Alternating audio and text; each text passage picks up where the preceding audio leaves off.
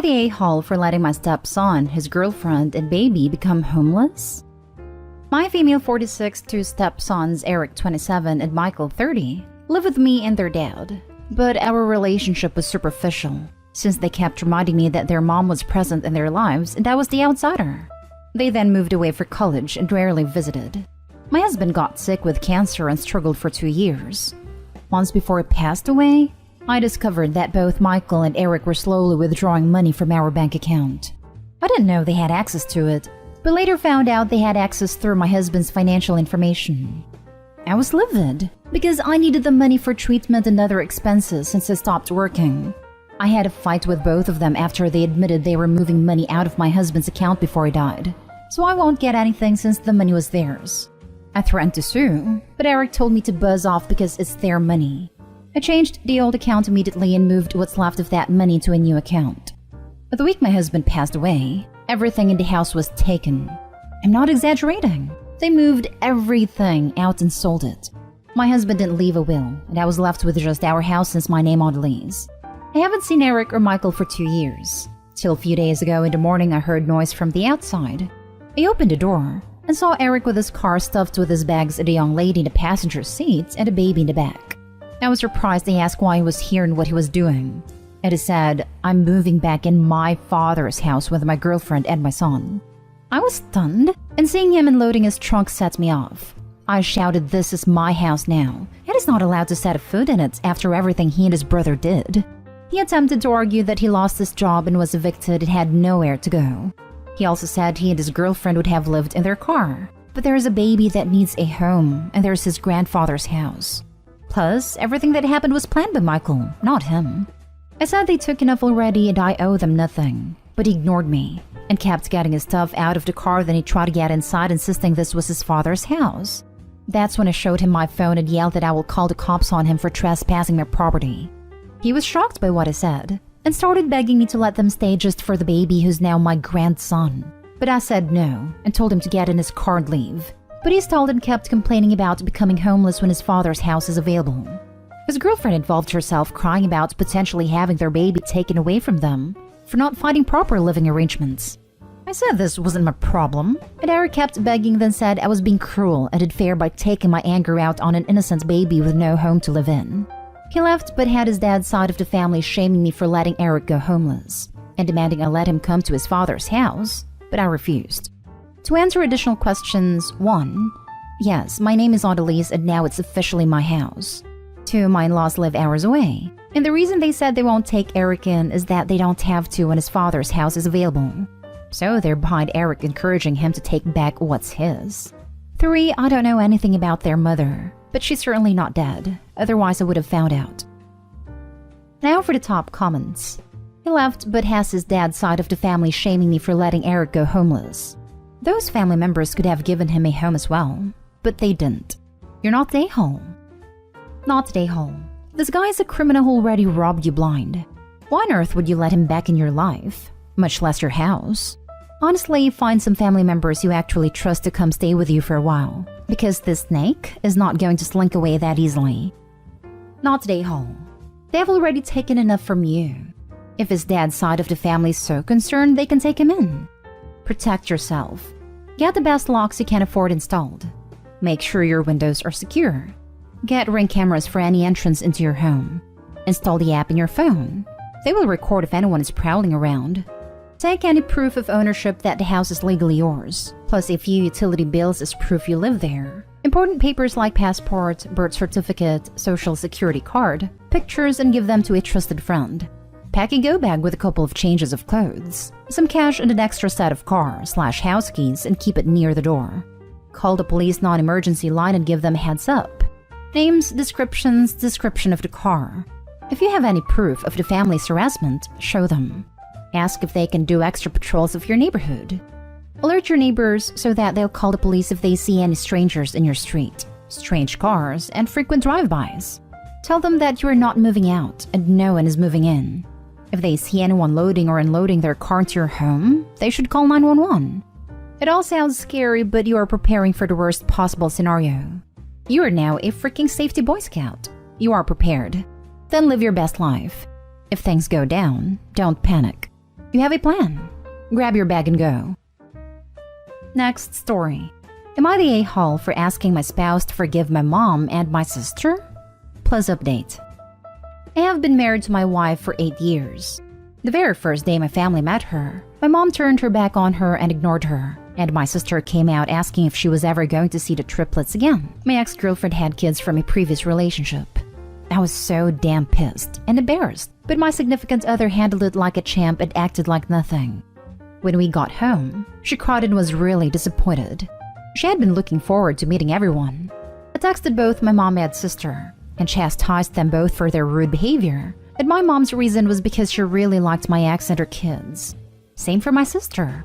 I took my significant other to my mom's for Thanksgiving and Christmas, and my mom and sister were still standoffish. After we left, my significant other said she didn't want to go over anymore, and I promised her she wouldn't. I asked her to marry me a few months after, and we didn't invite any of my family to our ceremony. Not her choice. She said I was more than welcome to, but I didn't think my family deserved to be there. Then my mom found out and reached out and asked if we would like to have dinner. My significant other encouraged me to go, but she had no desire to. I went, and it ended up being a party at an Italian restaurant with all of my family. They were all asking for my wife, and it was so damn uncomfortable having to make an excuse. But I understood. My wife has stayed away but does help me buy gifts for everyone's birthdays and holidays and goes with me to visit my grandparents. Now, my sister's daughter was diagnosed with cancer this month. My wife has been incredibly helpful and has assisted in any way possible, and I was hoping this would lead to everyone forgetting the past. I asked my wife if she'd consider coming around to my mom's, and she refused. I told her I didn't understand why, that all this drama was 8 years ago and she was doing all this nice stuff for them right now. She said helping out is the right thing to do, but that it doesn't mean she has to be friends with them. I did raise my voice and told her that being stubborn helps no one, and she called me an a-hole for not understanding. So am I? Edit. Changed some details for privacy. Now for the top comments before the little update. You're the a-hole. Your wife is a saint for helping out and being kind when the situation obviously calls for it, but she doesn't have to forgive people who treated her like trash for years and years, and it's extremely unsupportive of you to keep asking her to. You are the biggest a-hole. Did your mother or sister ever bothered apologizing to your wife? Sounds like they continued their awful behavior toward her even after you called them out on it. I was wondering the same thing. I seen a mention of my mom and sister apologized and seemed sincere. They also try to reach out and include my wife, but I have sent messages /cards/gifts to her to re-apologize, but my wife still says no. Seems like mom and sister only told OP yeah sure, we're sorry about that. Let her know we are sorry. That isn't an apology to OP's wife. Yes, you are an a-hole. You promised her she didn't have to go back, so why are you trying to make her now? Man, all of y'all are really making me see things differently. I admit now I'm being selfish. With my niece being sick and my wife helping out, I thought maybe we could all just get along. I see now I messed up. Now for the little update. Thank you all for opening my eyes. I've never felt so attacked, but I'm grateful for it all. I have totally changed my way of thinking. My wife is amazing, and the last thing I want is to take her around people who don't have her best interests at heart. Unfortunately, it took advice from strangers for me to see. Nonetheless, I am thankful. I can't reply to everyone. I have a lot of making up to do. My wife has read so many comments and would like you all to know she's very thankful to see so much support. She says she's always felt guilty about staying away, but feels better about her decision now. At the end of the day, my wife deserves peace, and I will not force her to do anything she doesn't like. She's pretty gleeful right now. Lol. Thank you all. Next story is titled, Am I the a-hole for telling my son the truth about his mom? Their mom, 44 female and I, 44 male, broke up 9 years ago because I caught her cheating with my friend in our own home with our 4-month-old son, sleeping in the next room. The breakup was hard, especially for the kids, but as parents we did everything possible so that they can be happy. And we decided that we would never tell them the reason we broke up until they are adults. For them, we only broke up because it was the best.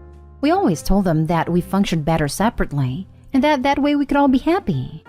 But I got tired. I met someone a few years after our breakup, and now we are married and have a 21-month-old girl, and she's pregnant with our second. But my 2 oldest kids, 19 male, 18 male, refused to meet their sister.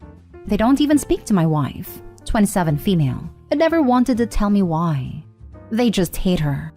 And at first, when we started dating, it was kind of understandable.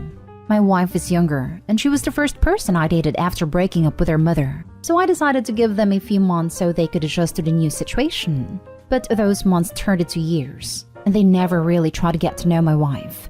And she always said that she was okay with that, so I decided to let it go. But their attitude just got worse. And when our daughter was born, they didn't want to meet her. And I'm not gonna lie, that pissed me off because they were treating her like a stranger, just because they don't like her mom. So for a while I stopped texting them since I was always the one who contacted them. And I had no interest in contacting them again. But the other day my wife was crying, and I asked her what was going on. And she showed me some texts they sent her. She tried to contact them a few weeks ago so we could fix our relationship. And they just insulted her. They called her a cheap woman and told her that they will never meet that bastard, our daughter, because they hate our daughter as much as they hate my wife. I read the whole thing and was so mad that I called one of them, and we had a fight over those texts. I decided that he hates my wife because his mom told him I cheated on her with my wife, which is a lie because I didn't even know her at the time. So I got mad and told him that he was wrong, and that the cheater was his mother, and that if he didn't believe me, that I could show them the papers that I still have from the paternity test that we had to do, because she didn't even know who was the real father of our 9-year-old son, because she cheated for years. He was speechless and just hung up the call. And now I feel like maybe I went too far because I shouldn't have told him that. But I was mad because I love my daughter and my wife, and I don't want anyone to hurt them. She's the sweetest and kindest person I ever met in my life, and seeing her sad or crying breaks my heart, and that's why I reacted that way. Am I the a-hole for telling him that? Oh, hell no. Not the a-hole 1,000 times over. Your ex crossed a line that should never be crossed, and only to screw you over for no other reason than out of pure spite and or jealousy. You did the right thing to combat lies with the truth. Eventually the truth will win out, but it'll take time. Yeah, lying about the innocent party cheating completely nullifies the proverbial non-disclosure agreement about the guilty parties cheating. Talk about literally asking for it. Not the a-hole. This is why no plan should include keeping secrets from kids. They don't work. You and your wife have suffered their unjust wrath long enough. Time for their mom to have her fair share. Not the a-hole. You were just setting the story straight. Your ex, on the other hand, major a-hole for lying to them to make you look bad and ruining your relationship with your kids. Agreed. X is the a-hole here. Opie's ex lied to his children to make him look bad. His sons are adults now, and they deserve to be told the truth. Justified. Your ex-wife lied to your children, and it had serious negative consequences for your new family, so they needed to know the truth. Passing on the information in a calmer way would have been better, of course. Still not the a-hole. Last story. Am I the a-hole for wanting my wife's son to leave the house after he turns 18? My wife and I have been married for 5 years, and she has a 17-year-old son from a previous relationship. The father left her and her son about a decade ago, and has not been present in their lives ever since. I know it was a traumatic experience for both of them, and they have a very tight bond as a result. My wife is on permanent disability and doesn't work, so I am the sole breadwinner in the household. I've always tried to be a very present figure in my stepson's life, but I also understand that I am not his father. For the past 3 years or so, her son has been having a lot of behavioral issues. When it started, my wife and I thought it was typical teenager acting out type stuff.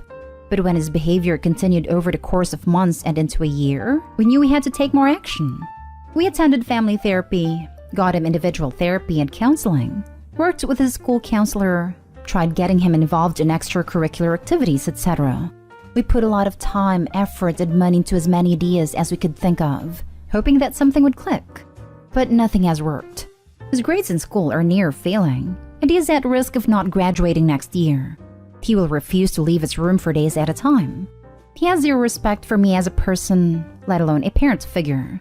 He fights us on attending therapy and counseling sessions, and will not participate when we get him there.